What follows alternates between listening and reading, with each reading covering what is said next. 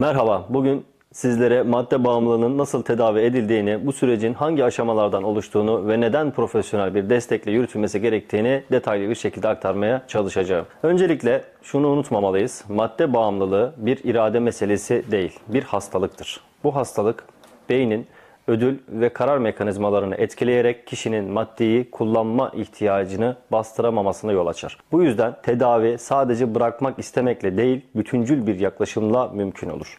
Peki bu bütüncül yaklaşım nedir? Tedavi süreci genellikle 4 ana evreden oluşur. Birinci evremiz farkındalık ve kabul. Bir bireyin iyileşebilmesi için önce bağımlı olduğunu fark etmesi gerekir. Bu farkındalık utançla değil, dürüstlükle ve cesaretle mümkündür. Benim bir sorunum var ve bu sorun hayatımı yönetiyor diyebilen kişi değişimin ilk adımını atmış oluyor. İkinci evremiz arınma.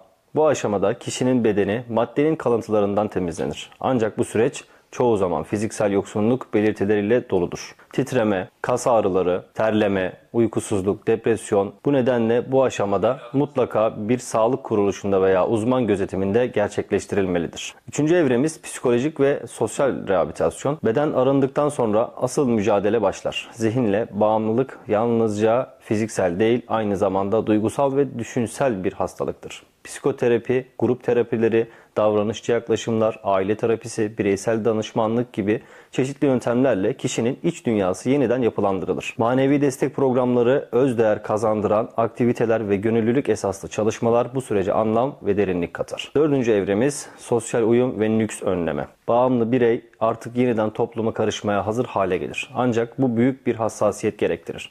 İş bulmak, eğitim almak, ailesiyle bağ kurmak, sosyal çevreyle yeniden adapte olmak, tüm bunlar adım adım gerçekleşir ve bu süreçte bireyin yalnız bırakılmaması hayati önem taşır. Düzenli takip, mentor desteği ve nüks önleyici planlarla bu yeni yaşam desteklenmelidir. Bağımlılık tedavisi bir mucize değil, sabır ve sistem gerektiren bir dönüşüm sürecidir. Tıbbi, psikolojik, sosyal ve manevi tüm alanlarda desteklenen bireyler yeniden umutla, onurla ve insan gibi yaşamaya başlar. Unutmayalım, her insan değişebilir.